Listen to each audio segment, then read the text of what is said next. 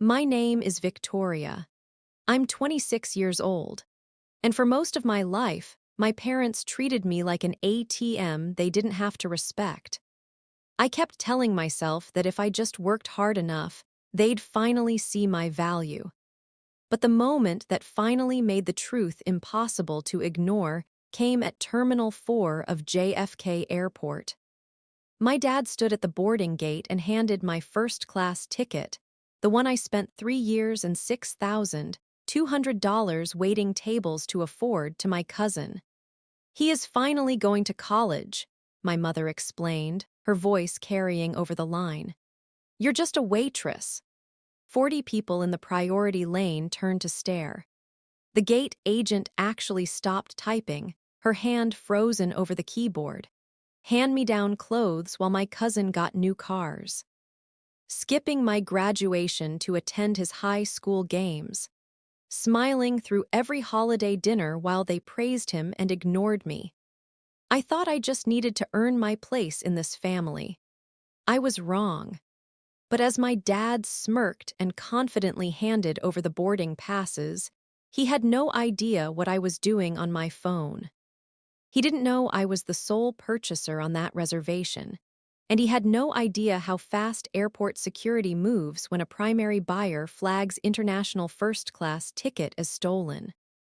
What happened next didn't just ruin their stolen vacation. It publicly shattered the family hierarchy they had spent a lifetime building.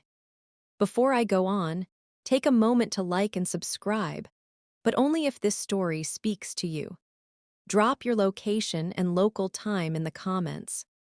Now let me take you back to 3 years ago, the day I picked up my first double shift.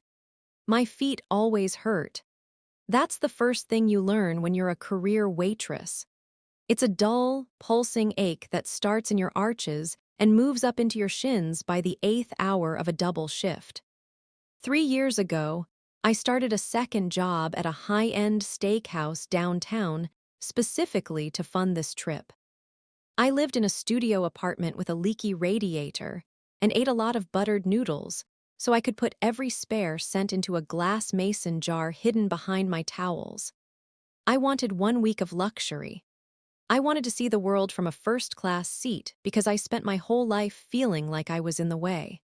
My family didn't see it as hard work. To my father, waitressing was a dead-end hobby for people who weren't smart enough for a real career. He said that at least once a week. My cousin Leo, on the other hand, was the family genius. He'd just been accepted into a middle-of-the-road state college 3 towns over, but you would have thought he'd won a Nobel Prize. Last month, my parents threw a dinner party for him at our house. I worked a 12-hour shift that day. I came through the door at 10:00 p.m., still in my uniform, smelling like fried onions and expensive red wine. My back was stiff. My hair was falling out of its clip. The house was full of laughter. My mother was serving her famous pot roast. Leo was sitting at the head of the table, showing everyone a brochure for his dorm. My dad looked up as I walked in and frowned. He didn't ask how my day was. He didn't ask if I was hungry. "You're late for your cousin's celebration, Victoria," he said. He didn't get up. "Go wash that grease off you before you sit down. You're ruining the atmosphere." I stood there for a second, my hand still on the door handle. Leo didn't even look up from his phone. "I was working," I said quietly. "Playing restaurant isn't work," my mother chimed in from the kitchen. "It's what people do when they have no ambition. Sit down and pour Leo some more soda. He's the one with the bright future." I didn't pour the soda. I went to my room and counted the money in my jar. I needed exactly $200 more for the ticket. I went back to the restaurant the next morning and picked up a breakfast shift I hadn't planned on taking. I worked through my lunch break. I didn't sit down for 10 hours. That's how my life worked. Leo got the praise and I got the chores. When Leo's car broke down, my dad told me I had to drive him to his tutor sessions because my time wasn't as valuable. I spent 4 hours a week sitting in a parking lot waiting for him while my own errands went unfinished. When my aunt needed help moving, I was the one who spent my only day off lifting boxes. Leo was too busy studying to help, even though I saw him posting photos at the lake an hour later. Nobody thanked me. They just expected it. The dynamic never changed.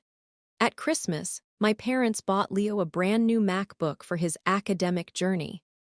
I got a pair of wool socks and a lecture about how I should start looking for a secretarial job with benefits.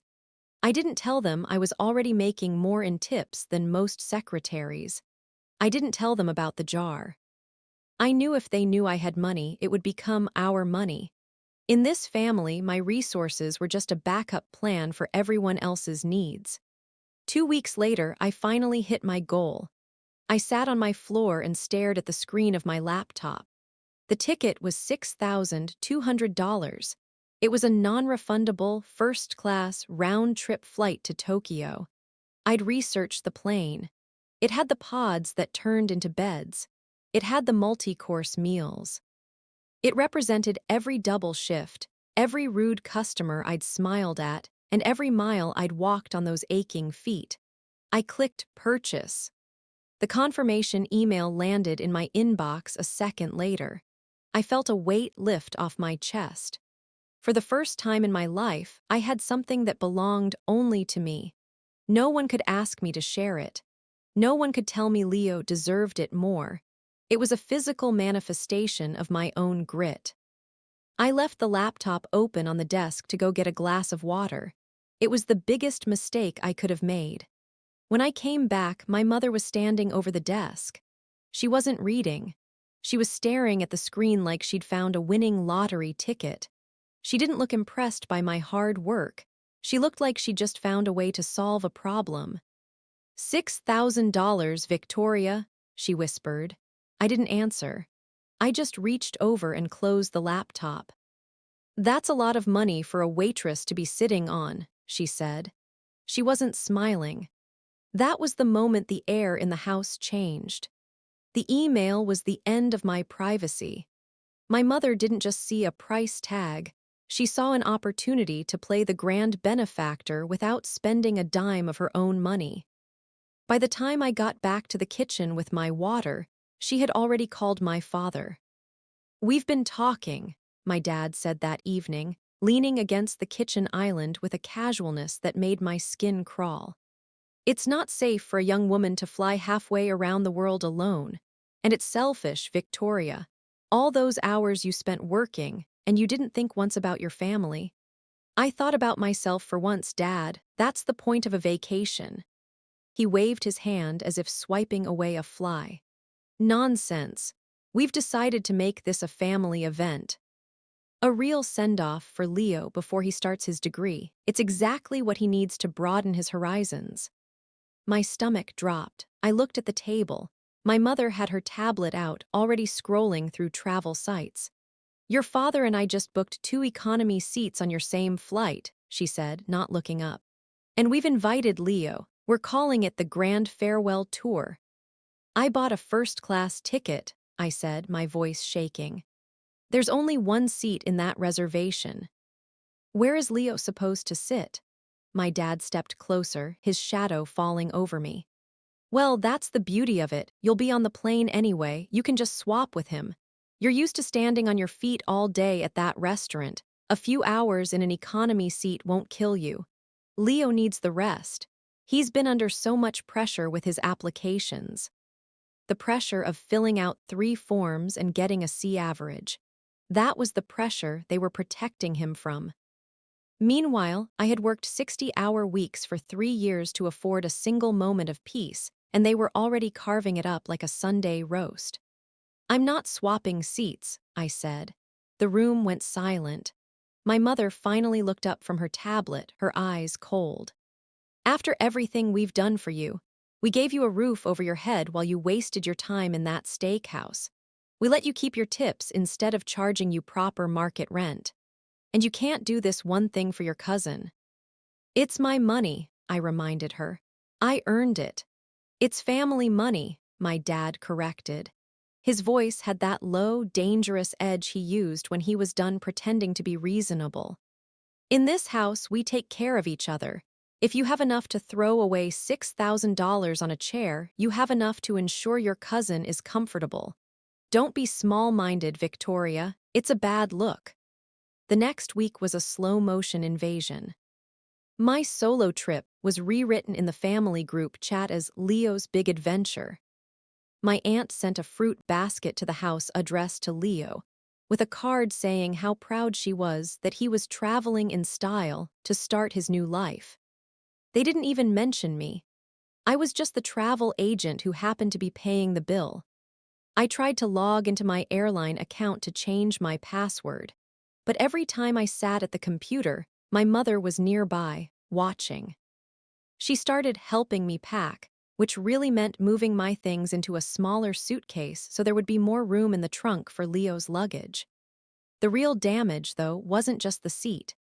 It was the way they took the one thing I was proud of, my independence, and turned it into a weapon to humiliate me. Since we're all traveling together, my dad announced 2 days before the flight, I'll handle the logistics. It's easier if one person holds all the documents. Group check-in is much faster. I have my own confirmation on my phone, I said. Give it here, Victoria, he snapped, holding out his hand. I'm not going to have you fumbling at the desk and making us look like tourists. I've already printed the boarding passes at the library. I have them right here. He patted the breast pocket of his blazer. He smiled, the confident, patronizing smile of a man who had already won. I realized then that he hadn't just printed them. He had taken physical possession of my ticket. He had the paper. In his mind, that meant he had the power. I went to my room and sat on the edge of my bed. My dream trip had turned into a prison sentence. I was going to be stuck in a metal tube for 14 hours, staring at the back of my cousin's head while he enjoyed the luxury I had bled for. I felt sick. I felt invisible. I looked at my hands. They were calloused from carrying heavy trays. I looked at my bank app. It was nearly empty because I'd put everything into that flight. I had nothing left to fight with, or so I thought. I reached into my nightstand and pulled out the physical credit card I had used to buy the ticket. It was a dark blue card, worn at the edges. My name was embossed on the front in silver letters. I ran my thumb over the name, Victoria Miller. That was the first time I realized that my father's paper boarding pass was just a piece of trash if the person holding the digital keys decided to turn them. He thought he was the captain of this trip because he held the paper. He didn't understand that in the modern world, the person with the app and the original form of payment is the only one the airline actually listens to. I stayed quiet that night. I let them talk about what Leo was going to order from the first-class menu. I let my mother talk about how generous it was of me to settle for the back of the plane. You're doing the right thing, my mother said, as she tucked a stray hair behind my ear. Family first, right? Right, I said. I wasn't lying. I was just finally realizing that I was the only person in that house who counted as my family. The pressure didn't stop at the kitchen table. It moved into every corner of my life. My mother started calling me 3 times a day to talk about the seating arrangement, which was her code for making sure I had accepted my place in the back of the plane. She acted like she was doing me a favor by coordinating the logistics, but I could hear the triumph in her voice. She wasn't just planning a trip, she was successfully repossessing my hard work. I've been looking at the menus, Victoria, she said over the phone while I was polishing silverware between shifts. The first-class cabin has a 5-course Wagyu beef service. Leo is so excited. He's never had real Wagyu. It's a good thing you're giving him your seat. You know how he gets when he's hungry and cramped. He'd be miserable in economy. I'm sure he would be, I said. I kept my voice flat. I didn't argue. I had learned that arguing with my mother was like trying to stop a flood with a paper towel. She just flowed right over you. And your father said we should all wear something nice for the flight, she continued. Since Leo will be in first class, he needs to look the part. We bought him a new cashmere sweater today. It was a bit expensive, but he needs to start presenting himself as a man of status now that he's heading to college. I looked down at my apron. There was a faint grease stain near the pocket that wouldn't come out. I had bought myself one new pair of compression socks for the trip. That was my status item. The unfairness of it started to feel like a physical weight.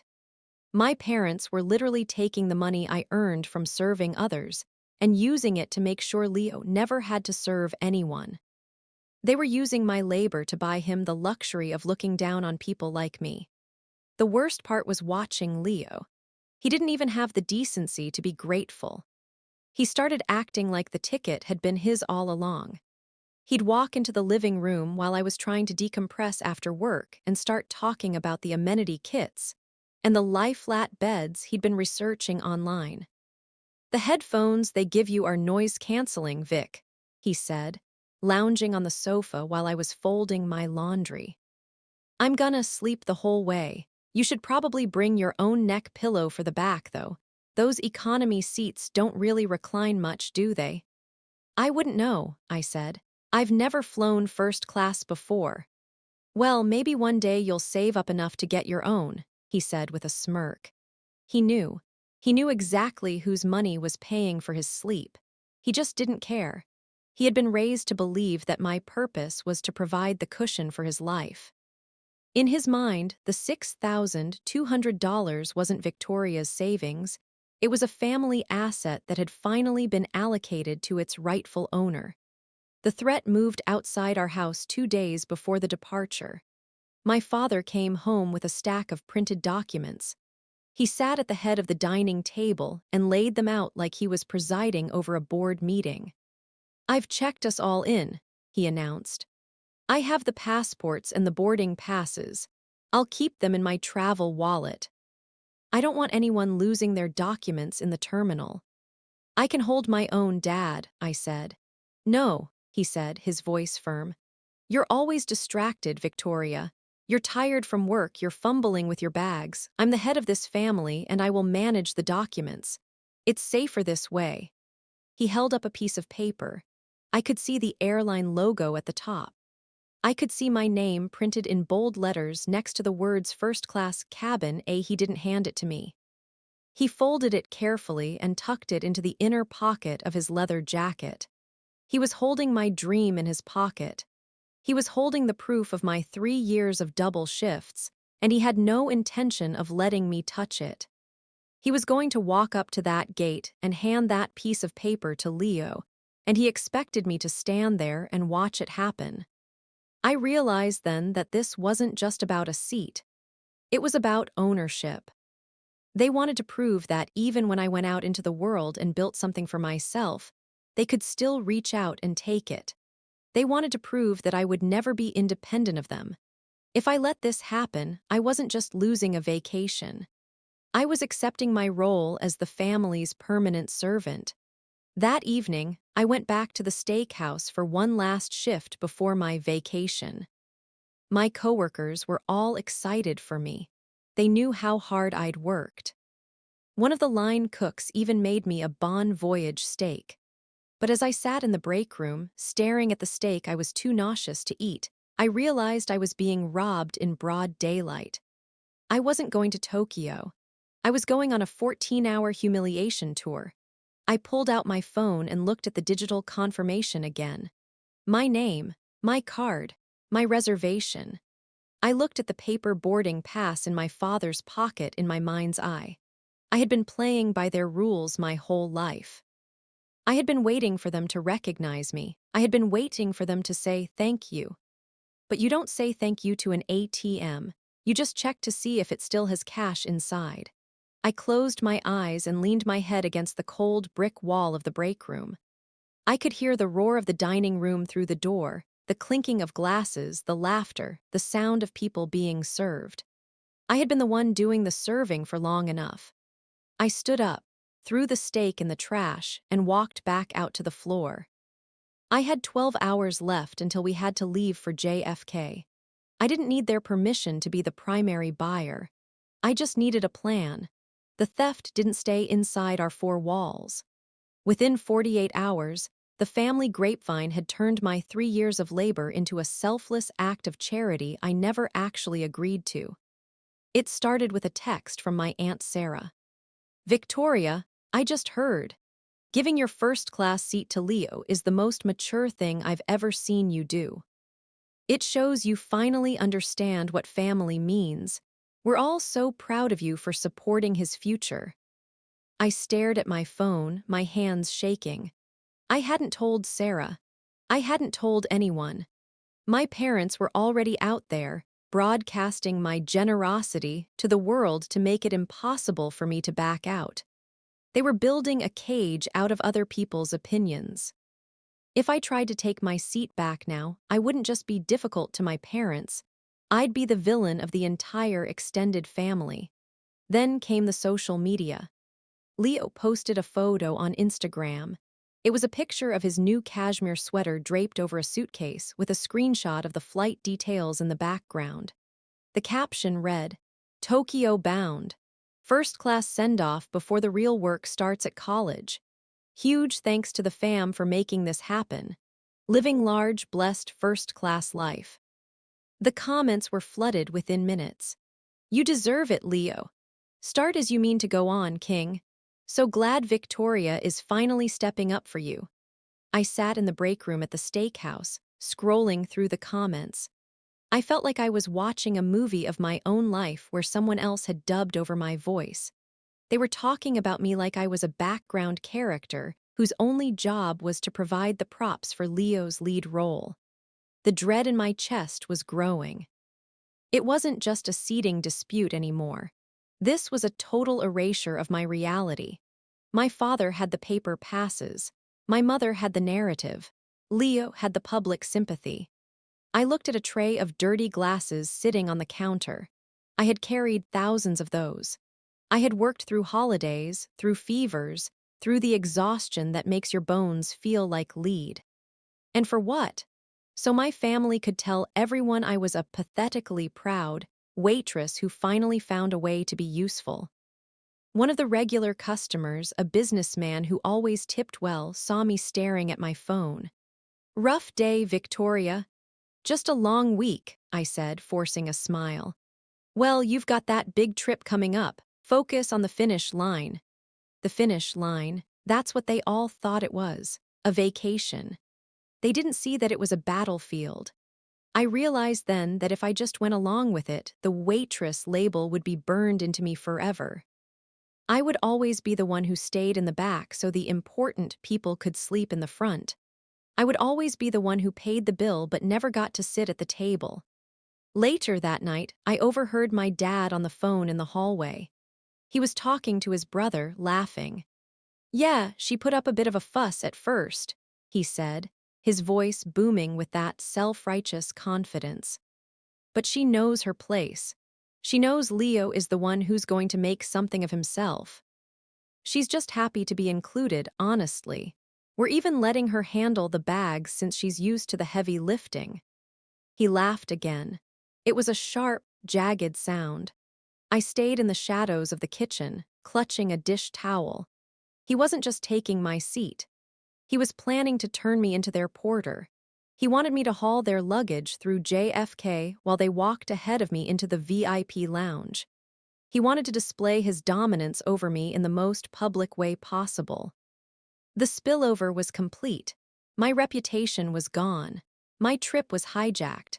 My dignity was being traded for likes on Leo's Instagram page. I walked back to my room and locked the door.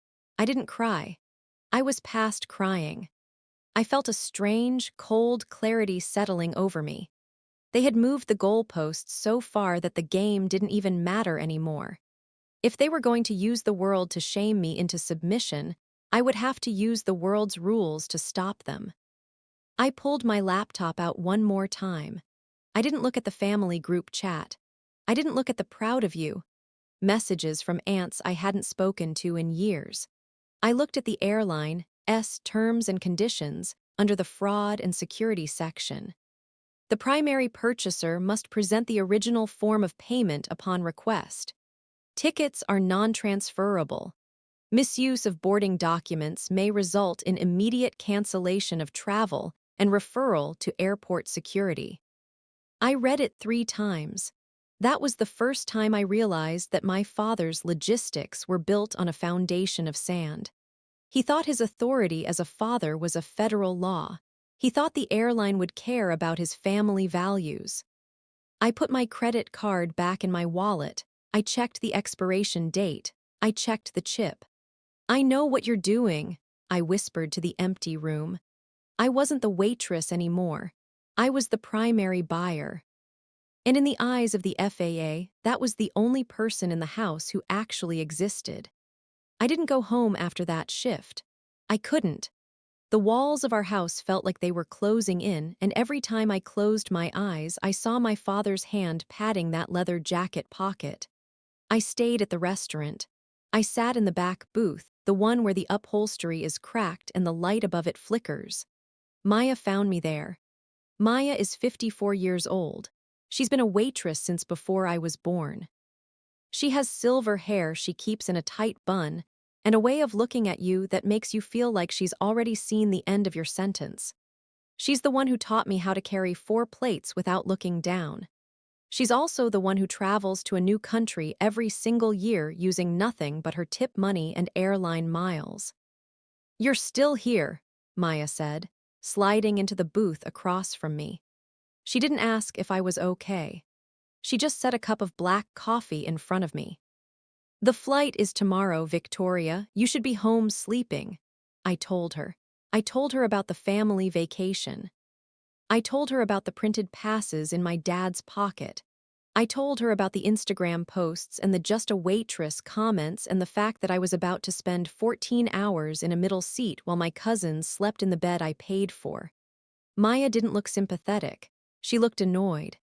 "He has a piece of paper, Victoria. That's all he has," she said.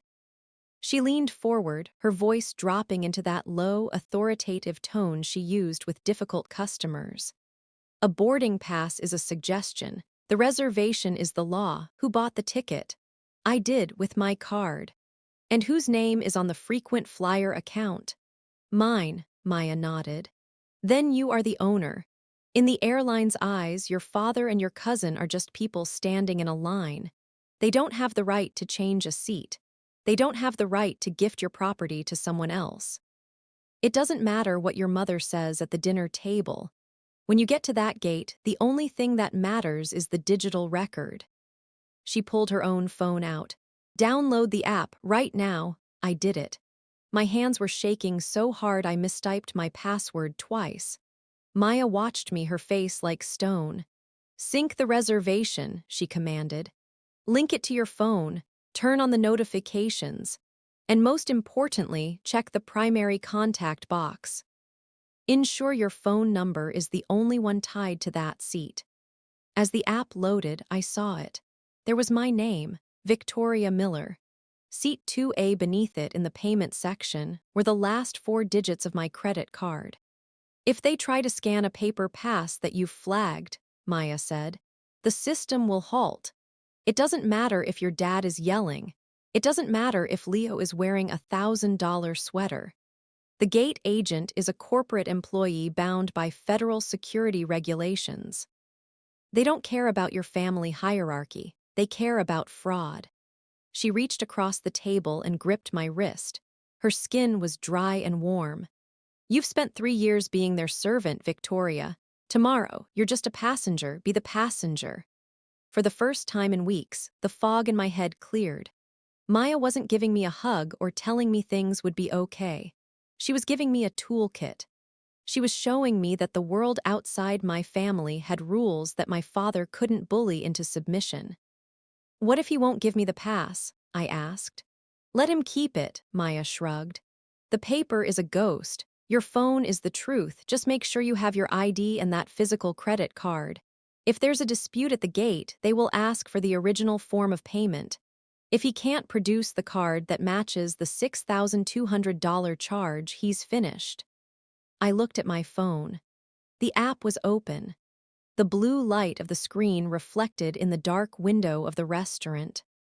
I wasn't a waitress sitting in a cracked booth anymore. I was a customer who had paid for a service. I was a primary buyer with a secured asset. "Thank you, Maya," I whispered. "Don't thank me," she said, sliding out of the booth. "Just get on that plane, and Victoria, don't look back when they start making a scene. People like that always make a scene. It's the only way they know how to feel important." I walked out of the restaurant and into the cool night air. I didn't feel tired anymore. I went home and went straight to my room. I didn't check on Leo. I didn't ask my mother what time the car was coming. I just packed my passport, my blue credit card, and my phone charger into my carry-on. I sat on my bed and watched the clock. My support didn't come from a parent or a sibling. It came from a woman who knew what it was like to be invisible and decided to stop being a ghost. I was ready. The leverage was no longer just a feeling of being right. It was a digital fact. That morning, I sat in my room and opened the airline app. I watched the little spinning icon until the reservation loaded. There it was, Victoria Miller. Seat 2A first class. Below my name, the app offered a Manage Trip button. I tapped it. The screen showed 2 other tickets linked to the reservation, the ones my parents had bought for themselves in economy. My father had somehow linked them all together using the confirmation code, probably thinking it made him look like the head of the travel party. He didn't realize that by linking them, he had given the primary purchaser, me, the power to see exactly what he was doing. I saw the seat assignments. My parents were in 34J, and 34K. Leo was currently listed in 35J, an economy middle seat. My father's plan was simple and physical. He was going to walk to the gate, hand the gate agent the paper pass for 2A, and point at Leo. He assumed that because they shared a last name and he had the paper, the gate agent would just nod. He was counting on the family exception, the idea that people don't question a father directing his children. But I knew something he didn't. JFK Terminal 4 is one of the busiest international hubs in the world. The agents there aren't your local librarians. They are trained to spot travel anomalies. A different person trying to board with a high-value ticket under another person's name isn't a family mix-up to them. It's a security red flag. I tapped the Security and Notifications tab in the app.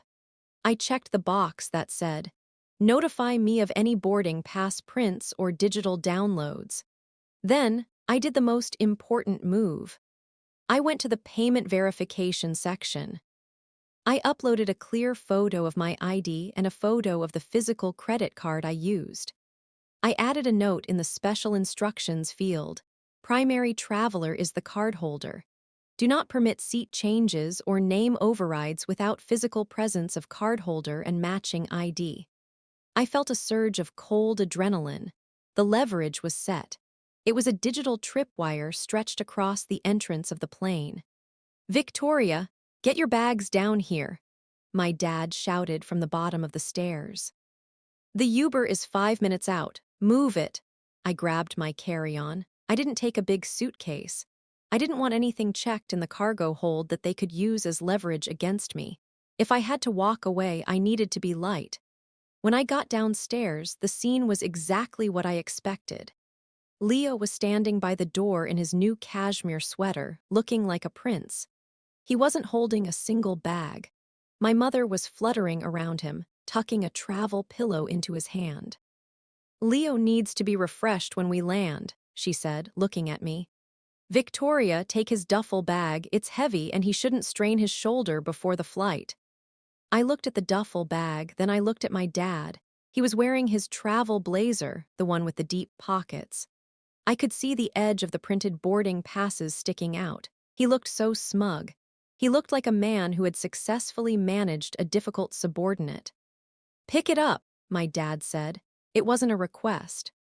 I picked up the bag. I didn't say a word. I wanted them to feel absolutely confident. I wanted them to believe that the waitress was fully broken. I wanted the shock at the gate to be total. We piled into the car. Leo took the front seat. My parents and I squeezed into the back. The whole ride to the airport, they talked over me like I was a piece of furniture. They discussed the first-class lounge, the one only I had access to. They talked about the priority boarding lane. "We'll all go through the priority lane together," my dad said, tapping his pocket. "I'll show the agent the first-class pass and tell them we're a party. They usually let the whole family through if one person is premier. It's all about how you carry yourself." He really believed his own lie. He believed that his aura of authority would override the barcode on the paper. I looked out the window at the gray New York skyline. I reached into my pocket and felt the corner of my blue credit card. It was cold and sharp. "You okay back there, Vic?" Leo asked, not looking back from the front seat. "You're being awfully quiet, not getting airsick already, are you?" "I'm fine, Leo," I said. "I'm just thinking about the view." "The view from the back isn't great," he laughed. "Mostly just clouds and the bathroom line, but hey, it's a free trip for you, right?" "Right," I said. "A free trip." I checked my phone. The app sent a silent notification: "Your flight is on time, boarding in 2 hours." The leverage was live. We were heading into the one place on Earth where my father's head of the household status meant absolutely nothing compared to a verified primary purchaser. I was no longer afraid of the scene. I was counting on it. The terminal was a sea of gray carpet and fluorescent lights. JFK Terminal 4 is a place where people are either in a hurry or in a daze. My father was neither. He was in his element. He walked through the glass doors like he owned the building, his chin tilted up, his hand resting firmly on his breast pocket. He was the commander, and we were his troops, or rather, his support staff. I trailed behind, pulling 2 suitcases. One was mine, light and compact. The other was Leo's duffel, stuffed so full the seams were straining. My shoulder burned with every step. My father didn't look back once to see if I was keeping up. He was too busy narrating the trip to my mother. "Once we're through security, we'll head straight to the lounge," he said.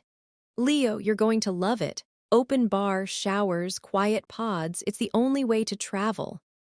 Leo nodded, checking his reflection in a window. "Do they have a dress code? I don't want to look like a tourist."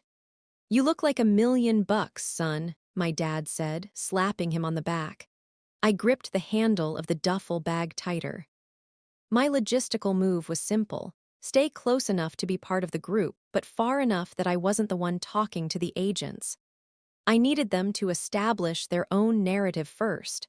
I needed my father to tell the world his version of the truth before I introduced the digital reality. We reached the check-in kiosks. My father didn't even let me look at the screen. He stepped in front of me, typed in the confirmation code he'd memorized, and waited. "I'm printing the bag tags," he announced. "Victoria, bring those bags here." I stood there. This was the emotional move. I didn't fight him. I didn't argue. I didn't say, "That's my reservation." I simply handed him the bags. I watched as he tagged my first-class allowance onto his and my mother's economy suitcases.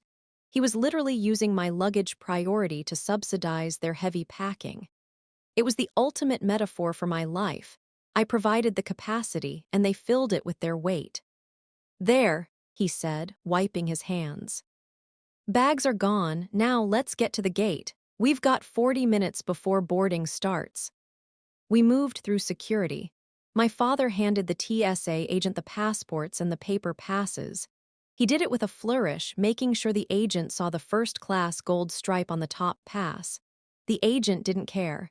He just scanned the IDs and waved us through.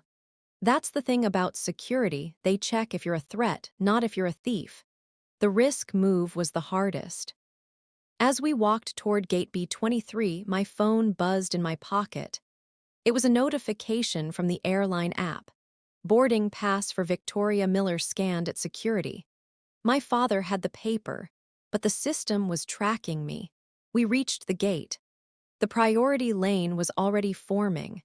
It was a line of people in expensive coats, carrying leather briefcases. My father led us straight to the front of that line.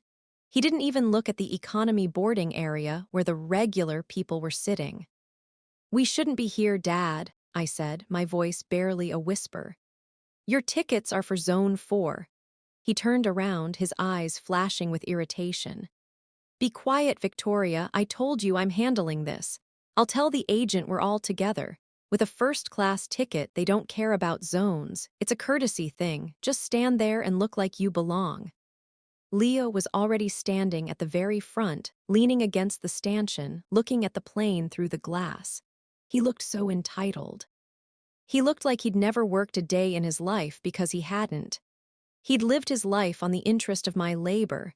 I reached into my pocket and opened the app. I saw the seat map. 2A was still mine. I looked at the Report Fraud button. It was a small red icon at the bottom of the screen. My thumb hovered over it.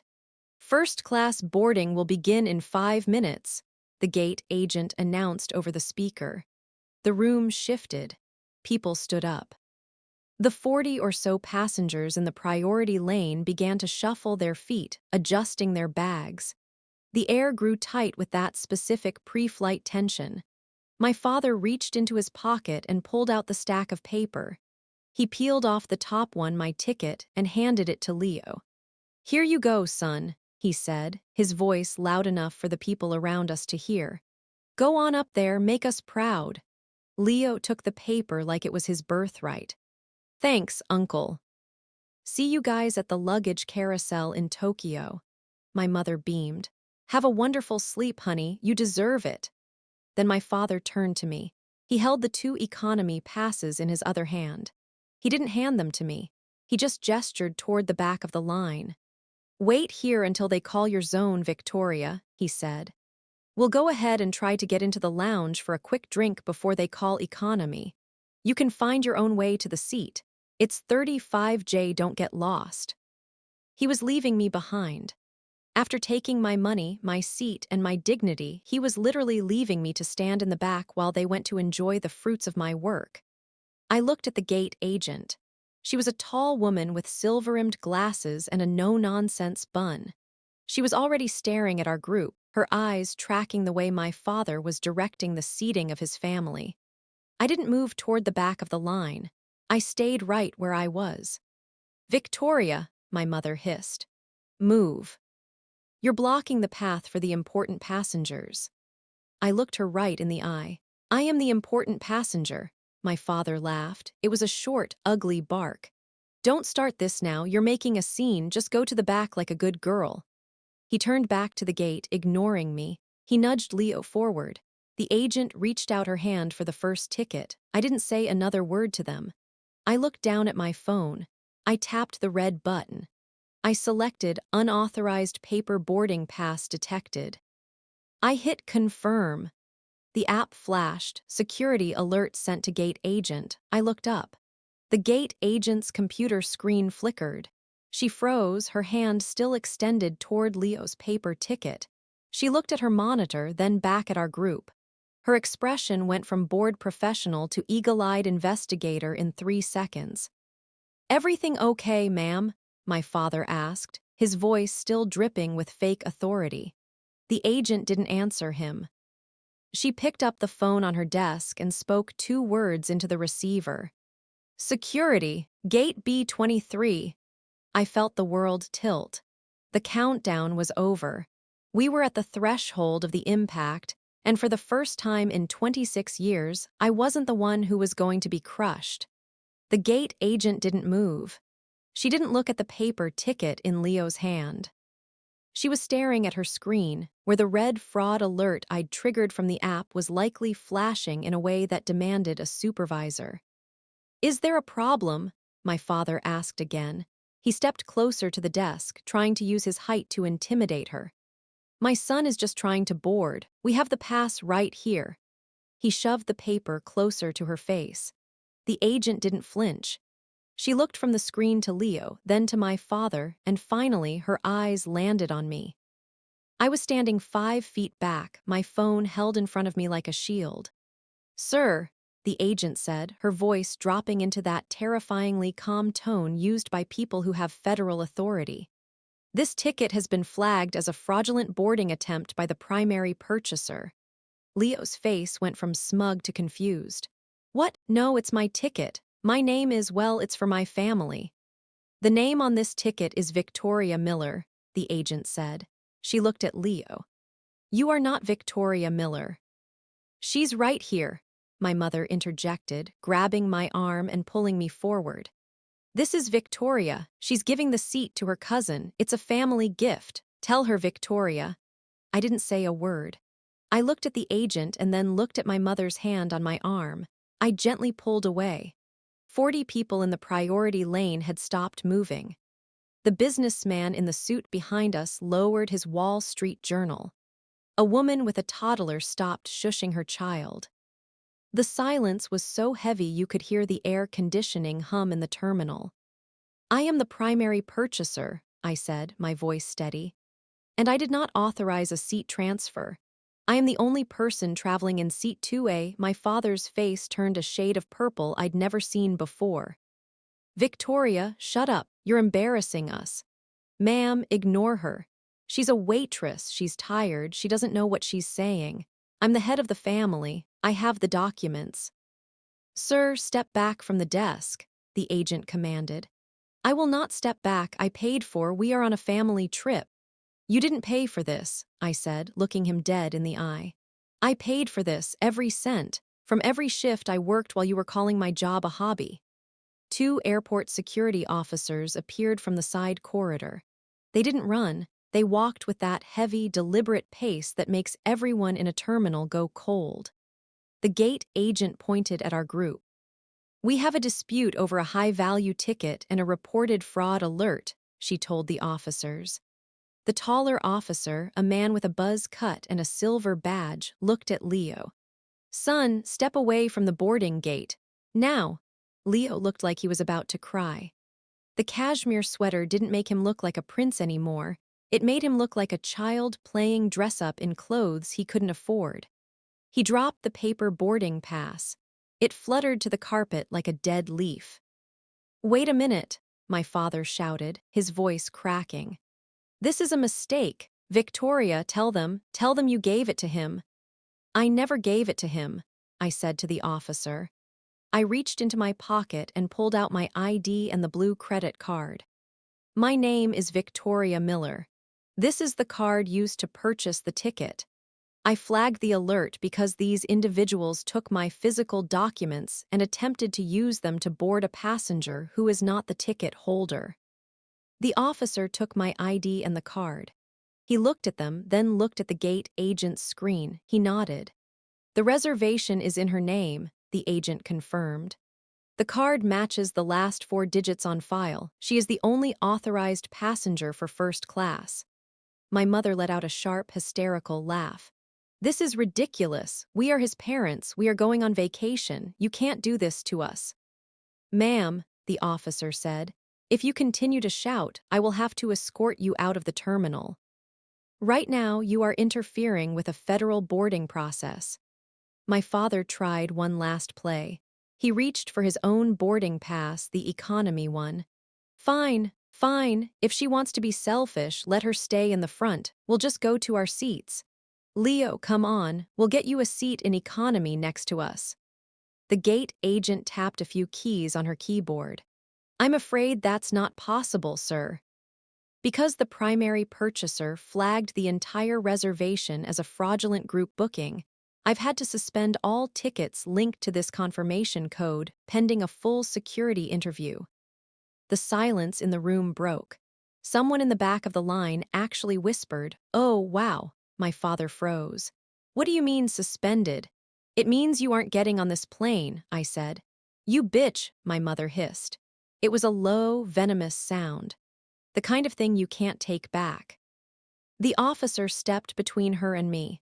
That's enough. All 3 of you move to the side. We're going to the security office to verify your identities and the nature of this booking. But the plane, Leo whined. It's leaving. The plane is leaving, the officer agreed. You aren't. The officers began to lead them away. My father was still trying to argue, his hands gesturing wildly, his face twisted in a mask of rage and disbelief. He looked back at me one last time, not with love, not even with the patronizing pity he'd used for years. He looked at me with fear. He finally realized that he didn't own me. My mother was sobbing now, the status-obsessed mask completely shattered. She looked small. Leo just looked at the floor, his shoulders hunched, following the officers like a scolded dog. The gate agent looked at me. She took my ID and card back from the officer and scanned them. She printed a new boarding pass, a fresh one, crisp and clean. "Seat 2A, Ms. Miller," she said. She didn't smile, but her voice was softer. "I've cleared the fraud block on your individual ticket. You might want to hurry. We're closing the doors in 5 minutes." I took the pass. I didn't look at my parents as they were led through the side door by the police. I didn't look at the crowd of people who were now staring at me with a mix of awe and discomfort. I walked down the jet bridge alone. The air inside the plane was cool and smelled of expensive leather and citrus. A flight attendant in a silk scarf greeted me at the door. "Welcome, Ms. Miller. Let me show you to your suite." I sat down in 2A. I pressed the button that reclined the seat. I felt the motor hum beneath me. For 3 years, I had stood on my feet for this moment. The plane pushed back from the gate. Out the window, I could see the lights of Terminal 4. Somewhere in that building, my parents were sitting in a windowless room trying to explain to a federal officer why they thought they had the right to steal from their daughter. I pulled out my phone and went to the group chat. I typed 4 words. "I'm going to Tokyo." Then I hit leave group. The flight was quiet. That was the most surprising part. I thought I would feel a rush of triumph or maybe a crushing weight of guilt. Instead, I just felt a deep, settled peace. I ate the Wagyu beef my mother had talked about. I drank a glass of champagne that cost more than my weekly grocery bill. I slept for 8 hours on a bed of clouds, miles above the ocean where their voices couldn't reach me. When I landed in Tokyo, I turned on my phone. The notifications hit all at once. 64 missed calls, over 100 texts. My father's messages had shifted from rage to pleading to a strange, hollow silence. My mother had sent a long, rambling paragraph about how I'd ruined Leo's academic confidence and how I was no longer welcome in their home. I sat on a bench in Narita Airport and read that last line. "You are no longer welcome in our home." I realized I'd never been welcome there. I was just tolerated as long as I was useful. I didn't reply to any of them.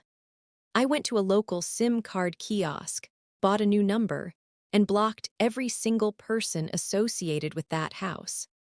Then I walked out into the Tokyo sun. It was bright and sharp, and for the first time in my life, I wasn't carrying anyone else's luggage. I spent a week walking through gardens and eating at tiny ramen stalls. My feet still hurt at the end of the day, but it was a different kind of ache. It was the ache of a woman who had walked a path she chose for herself. I moved out of their house the day after I got back to New York. I didn't ask for help. I didn't say goodbye. I just took my towels and my laptop and left the keys on the kitchen island.